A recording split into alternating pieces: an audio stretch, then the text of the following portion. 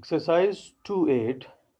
Smithson Incorporation manufactures wave soldering machines. The total manufacturing cost of one machine is $3,000, of which $2,000 is the conversion cost. The direct labor cost of a machine is half as large as the direct material cost. Determine the amount of factory overhead cost per machine. अ, इसमें अगर आप देख लें तो manufacturing cost हमें दी गई है, that is 3000 पर मशीन। कन्वर्जन कॉस्ट जो है वो 2000 है पर मशीन। डायरेक्ट लेबर कॉस्ट जो है वो है half of direct material cost. तो अगर हम डायरेक्ट मटेरियल कॉस्ट कैलकुलेट कर लें तो हम डायरेक्ट लेबर कॉस्ट कैलकुलेट कर सकते हैं, और डायरेक्ट लेबर कॉस्ट को फिर कन्वर्जन कॉस्ट के फार्मूले में पुट करते हुए हम एफ कैलकुलेट कर सकते हैं। तो अभी तक आपने काफ़ी सारे फार्मूले जो हैं हमने डिस्कस कर लिए हैं। अगर हम मैन्युफैक्चरिंग कॉस्ट में से कन्वर्जन कॉस्ट माइनस कर लें तो हम डायरेक्ट मटेरियल कॉस्ट कैलकुलेट कर सकते हैं, क्योंकि मैन्युफैक्चरिंग कॉस्ट में लेबर है, मटेरियल है और एफओएच है, और कन्वर्जन में हमारे पास लेबर और एफओएच है। तो अगर हम इसमें से लेबर और एफओएच ये मींस कन्वर्जन कॉस्ट लेस कर लें तो हमारे पास सिर्फ रह जाएगा manufacturing cost, sorry material cost, direct material cost हमारे पास रह जाएगा।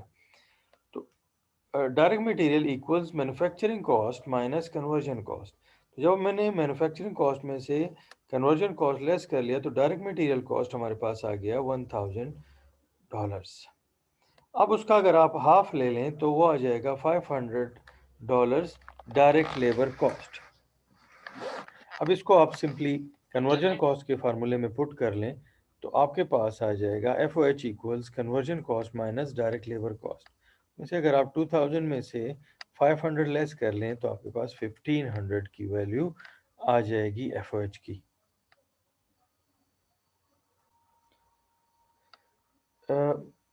When Bahalia Bookcase Company operates at a production and sales level of 2000 units, the estimated unit costs are as follows: lumber $12, direct labor $2, variable factory overheads $5, fixed factory overheads $4, uh, variable marketing $1, fixed marketing $3।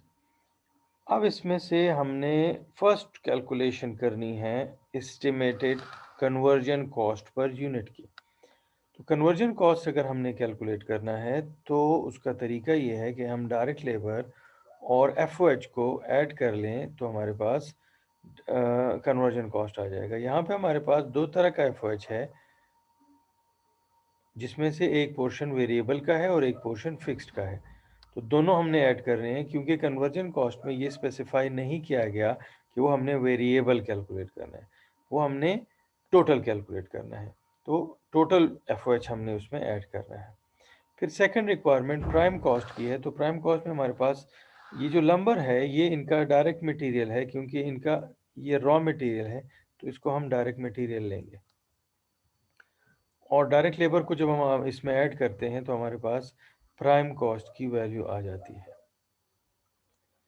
Next जो third requirement है question number 11 में, that is to calculate variable manufacturing cost per unit.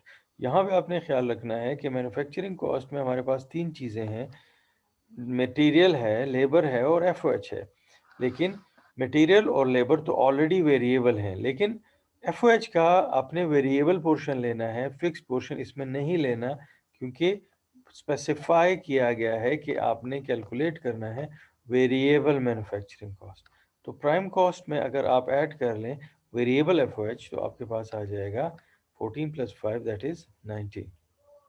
फिर next requirement है हमारे पास total variable cost per unit. तो अब आपने जितनी भी आपको वेरिएबल चीज़ें मिल रही हैं इसमें, वो लंबर है, डायरेक्ट लेबर है, वेरिएबल एफओएच है और वेरिएबल मार्केटिंग है, ये सारी चीज़ें आपने ऐड करनी है। लंबर मींस रॉ मटेरियल या डायरेक्ट मटेरियल। तो आपके पास टोटल वेरिएबल कॉस्ट की वैल्यू आ जाएगी। फिर फिफ्थ रिक्वायरमेंट में total cost at 2000 production and 1900 sales.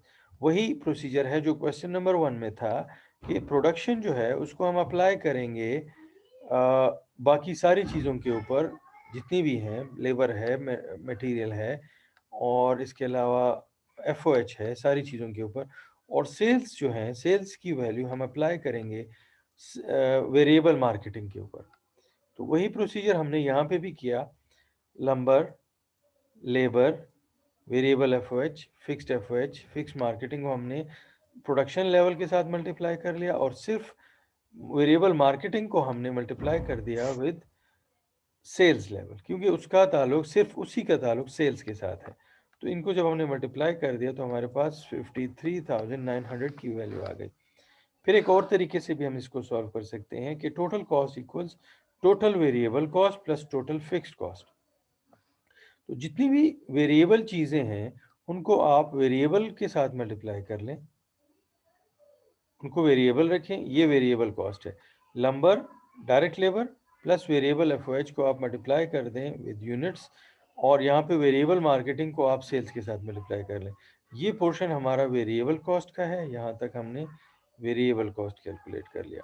और ये वाला पोर्शन जो फिक्स चीज़ें हैं उनको आप अलग रखें, लेकिन सिर्फ एक चीज़ जो कि वेरिएबल मार्केटिंग है, ये याद रखें कि सिर्फ इसको आपने सेल्स लेवल के साथ मल्टीप्लाई करना है, बाकी सबको आपने मैन्युफैक्चरिंग लेवल के साथ मल्टीप्लाई करना है। जब आप इसको सॉल्व करेंगे तो आपके पास वही वैल्यू आएगी 53,900। एक्सरसाइज 212। इंगरसन मैन्युफैक्चरिंग कोई कंपनी है that produces self propelled rock drilling machines for use in mining, road building, and excavation. The direct material cost of one machine is 12,000. Direct material cost for one machine is 12,000, and the total manufacturing cost is 20,000.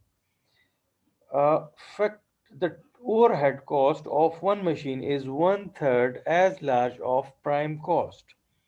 Determine the direct labor cost of one machine. यहाँ पे हमने direct labour cost calculate करना है। Direct material भी given है, FOH भी है हमारे पास, और prime cost, sorry, direct material cost है, टोटल मैन्युफैक्चरिंग कॉस्ट है। हम इसमें से अगर हम इन दोनों इंफॉर्मेशन को यूज़ करें तो हम इजीली कन्वर्जन कॉस्ट कैलकुलेट कर सकते हैं। फिर उसमें से अगर हम प्राइम कॉस्ट भी ले लें तो उसमें से हम कैलकुलेट कर सकते हैं डायरेक्ट लेबर कॉस्ट, एक दफ़ा हमारे पास कन्वर्जन कॉस्ट आ जाए। चलें देखते हैं कैसे आता है। Total manufacturing cost equals prime cost plus FOH, ये फार्मूला हमें पता है। फिर इस क्लू को यूज करते हुए कि FOH is one third of direct of prime cost, तो हम ले सकते हैं एफओएच की जगह वैल्यू हमने लिखी 1/3 ऑफ प्राइम कॉस्ट। तो इसको अगर हम प्राइम कॉस्ट के लिए सॉल्व करें, क्योंकि टोटल मैन्युफैक्चरिंग कॉस्ट तो हमारे पास है, अब आपने सिंपल अरिथमेटिक्स यूज करनी है, अपनी मैथमेटिक्स की स्किल्स यूज करनी है, और इसमें से प्राइम कॉस्ट को एक्सट्रैक्ट करना है। जब आप प्राइम कॉस्ट को एक्सट्रैक्ट करेंगे और इस इक्वेशन को सॉल्व करेंगे, इसमें से प्राइम कॉस्ट कॉमन लिया, 1 + 1/3 आ गया आपके पास। 1 + 1/3 मीन्स 3/4। 3/4 आपने, सॉरी, 4/3 आता है यहाँ पे। फिर आपने उसको वहाँ पे जब आपने मल्टीप्लाई कर दिया, क्रॉस मल्टीप्लाई कर दिया, तो 3/4 आ गया ऑफ टोटल मैन्युफैक्चरिंग कॉस्ट। तो प्राइम कॉस्ट की वैल्यू हमारे पास 15,000 आ गई। अब जब प्राइम कॉस्ट आ गया तो उसका वन थर्ड अगर आप ले लें तो उसमें से आप कैलकुलेट कर सकते हैं एफओएच की वैल्यू। जब एफओएच आ गया तो हम इसको, इसमें से हम डायरेक्ट मटेरियल कॉस्ट कैलकुलेट कर सकते हैं, और direct labour, sorry, direct material तो हमारे पास है, डायरेक्ट लेबर कॉस्ट हम इसमें से कैलकुलेट कर सकते हैं। प्राइम कॉस्ट में से अगर आप डायरेक्ट मटेरियल लेस कर दें तो आपके पास आ जाएगी वैल्यू डायरेक्ट लेबर की, या prime cost plus FOH equals total manufacturing cost. इस तरीके से भी आप कर सकते हैं। Prime cost mean direct labour, direct material and FOH. अब ये दो चीज़ें गिवन हैं, बल्कि हमने कैलकुलेट कर ली हैं। डायरेक्ट लेबर, सॉरी, ये नहीं है, डायरेक्ट मटेरियल है और एफओएच है। ये दो वैल्यूज इसमें पुट कर लें और आप डायरेक्ट लेबर के लिए इसको सॉल्व करें तो आपके पास 3000 की वैल्यू यहाँ पे भी आ जाएगी।